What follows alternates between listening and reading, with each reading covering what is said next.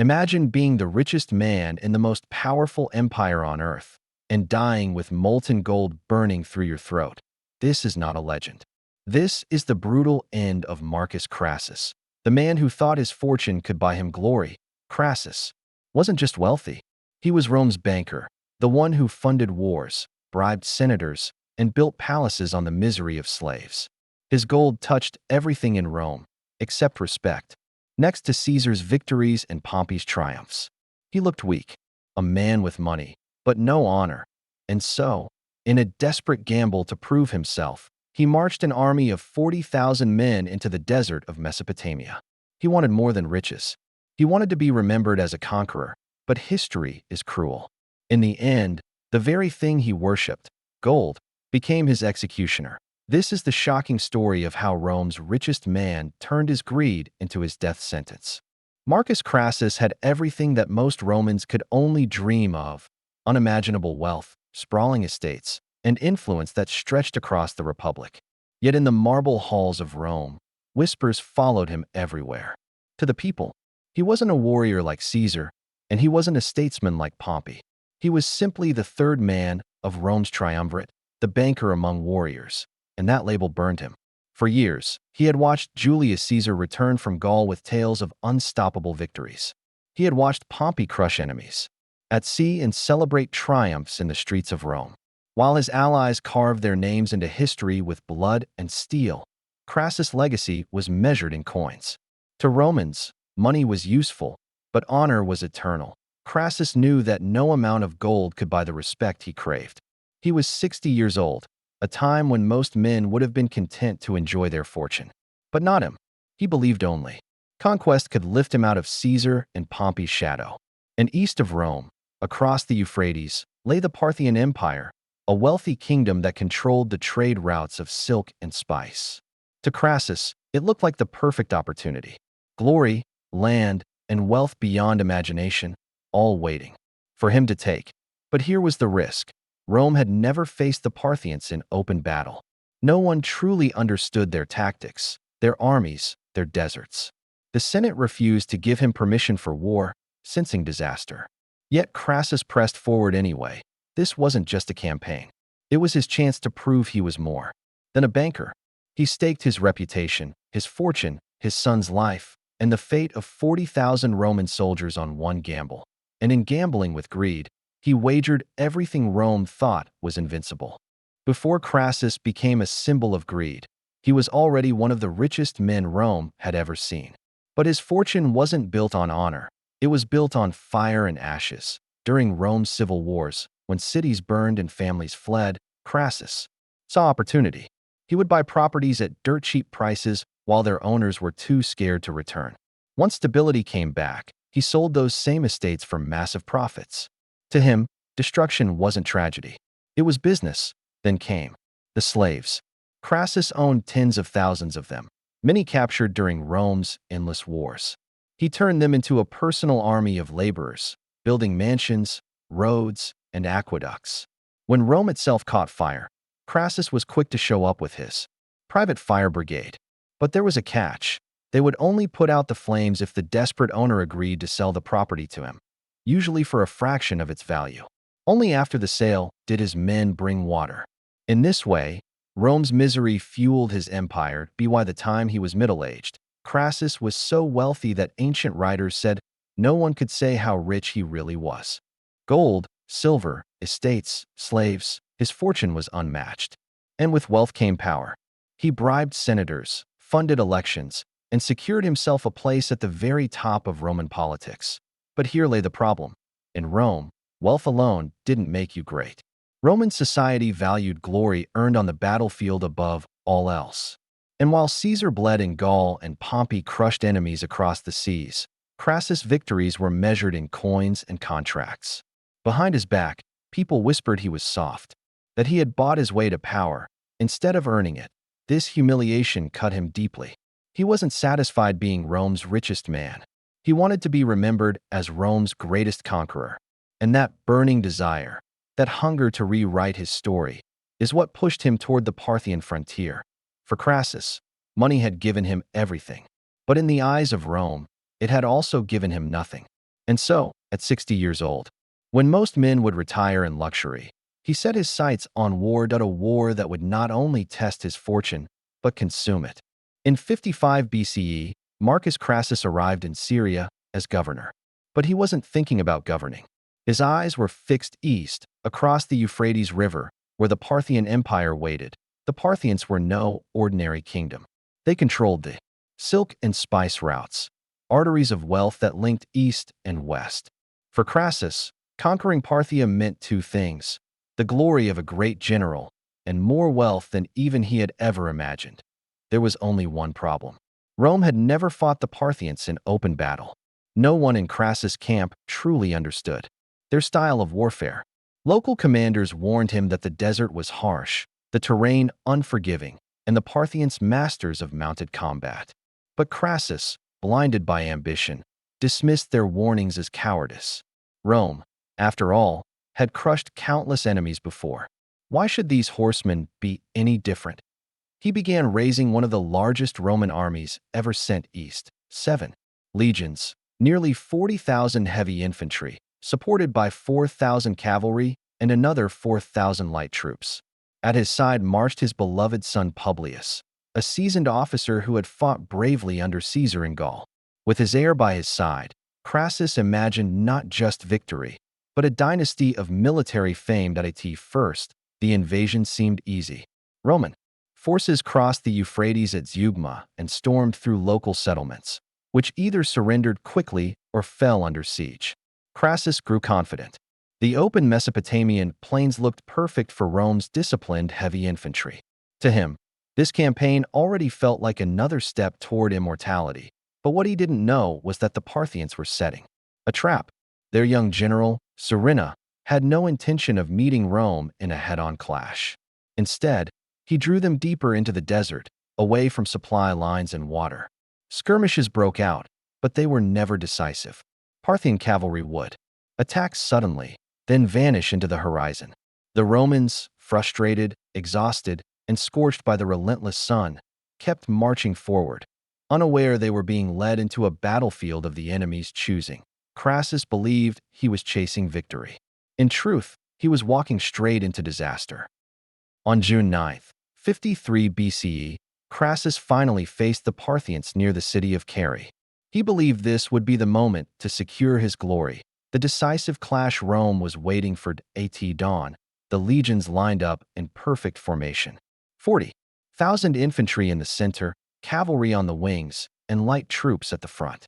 Their shields gleamed, banners snapped in the desert wind, and Crassus stood proudly at the center. To Roman eyes, it was the image of unstoppable power. Then the Parthians appeared, and everything changed. There was no infantry, no heavy lines, just cavalry stretching endlessly across the sands. Thousands of horse archers, circling like hawks, and cataphracts, armored riders covered head to toe in steel. They moved as one, faster than the Romans could even adjust. The sky darkened with arrows. Wave after wave rained down, piercing shields, breaking formations, killing men where they stood. Romans expected the storm to end when the archers ran out, but the Parthians had prepared supply trains of fresh arrows, ensuring the barrage never stopped. Then came tragedy. Publius, eager to prove himself, led a cavalry charge to break the enemy center. It was a trap. The Parthian horse archers encircled him, raining death from every side. Surrounded, Publius and his men fought bravely but were slaughtered. The Parthians mounted his severed head on a spear and paraded it before the Romans. Crassus watched in horror as his son's face swayed above the enemy lines. Discipline crumbled. The invincible legions now saw only death on every side. And the desert, once a path to glory, had become their prison. As night fell over the desert, the once proud Roman army was broken. The battlefield at Carrhae was littered with bodies, shattered shields, and the cries of the dying. Crassus, crushed by grief over his son's death, could no longer command with clarity. His orders were confused, his spirit shattered. The Romans tried to retreat under cover of darkness. But retreat in the desert is no retreat at all. Exhausted soldiers abandoned shields and helmets, stumbling blindly through the sand. Many collapsed from heat and thirst, cut down by Parthian cavalry that struck like ghosts in the night. Others simply lay down and never rose again. By dawn, the once mighty legions had been reduced to a desperate mob. Nearly half were dead. The survivors crowded into the city of Carrhae, hoping its walls would protect them. But walls could not hide the truth. Rome had been defeated. Then came an offer.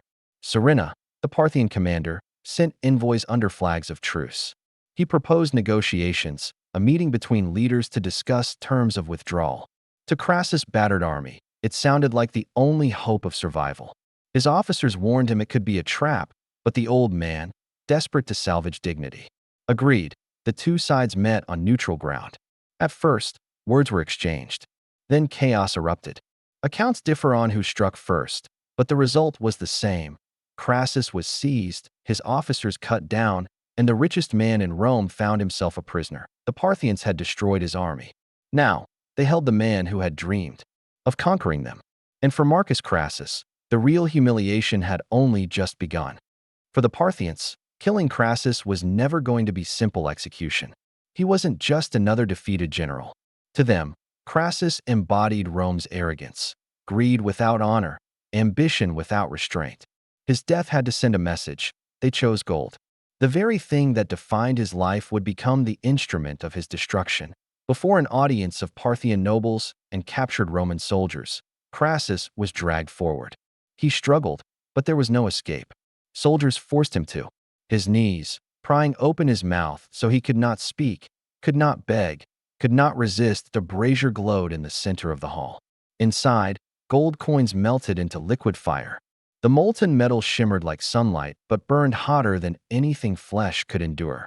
Slowly, deliberately, the vessel was tipped. The stream of gold poured down his throat. The agony was beyond description. His mouth, his throat, his chest, all scorched from the inside. Witnesses said his body convulsed violently, his eyes bulging with pain as the very thing he worshipped most consumed him from within. In moments, the richest man in Rome was reduced to a grotesque spectacle, and that was the point. To the Parthians, this wasn't cruelty for its own sake. It was justice, a warning. Crassus had invaded their lands for greed. Now greed itself was his executioner. For the Romans who watched, it was horror. For the Parthians, it was theater, a performance meant to echo through history. The man who owned half of Rome had lost everything, and the golden prize he chased had finally destroyed him. The death of Marcus Crassus sent shockwaves far beyond the desert of Mesopotamia. In Rome, when news arrived, disbelief turned to panic. The richest man in the Republic was gone, and with him, an army of 40,000 men. The myth of Roman invincibility had been shattered. For the Parthians, the spectacle was more than revenge. Crassus' severed head was sent to their king, Oroda II, where it was used in theater plays mocking Roman arrogance. Actors lifted the head on stage as if it were just another prop, while audiences laughed at the downfall of the man who had thought himself untouchable. To Parthia, this was victory not only of the battlefield, but of spirit, a humiliation designed to echo across empires. Back in Rome, the political consequences were devastating. The fragile triumvirate of Caesar, Pompey, and Crassus collapsed. Without Crassus' wealth to balance their rivalry, Caesar and Pompey soon turned against each other, plunging Rome into civil war. In chasing glory, Crassus had not only destroyed himself, but also helped set fire to the republic he sought to lead. Yet his death became more than just a Roman tragedy. Across the ancient world, poets and philosophers retold the tale. The man who lived for gold died by gold. Some believed the molten execution was literal, others saw it as symbolic. But the lesson remained the same. Greed devours its master. Crassus had dreamed of immortality through conquest. Instead, he was remembered as a warning. His end showed that even Rome's richest man could not escape the truth. The things we worship most can also destroy us. And so, the golden death of Crassus became history's eternal reminder that ambition without wisdom is nothing but a path to ruin. So what does the death of Marcus Crassus really mean? Here was a man who owned more gold than anyone in Rome, who built his empire on ashes, slaves, and greed. Yet in the end, all that wealth could not save him. In fact, it became the very weapon of his destruction. The Parthians didn't just kill a Roman general. They killed the illusion that money could buy immortality. They proved that glory cannot be purchased and that greed, when pushed too far, consumes the man who feeds it. Crassus had wanted to stand beside Caesar and Pompey as an equal, remembered for victories, not just riches. Instead, his name lives on as a warning. His defeat shattered the myth of Rome's invincibility, broke the balance of power in the Republic, and set the stage for the civil wars that would tear Rome apart. His story still whispers across history, the things we desire most fiercely. Wealth, power, glory can also destroy us if we let them rule our hearts. And that's why the death of Crassus is more than a grotesque tale from the past. It's a mirror reminding us that unchecked ambition is never strength and greed is never victory. Because history isn't polite. It isn't clean. It's brutal, bloody, and very, very real. If this story struck you, tell me in the comments. Do you think Crassus got what he deserved? And for more tales Rome tried to forget, don't forget to like, share, and subscribe.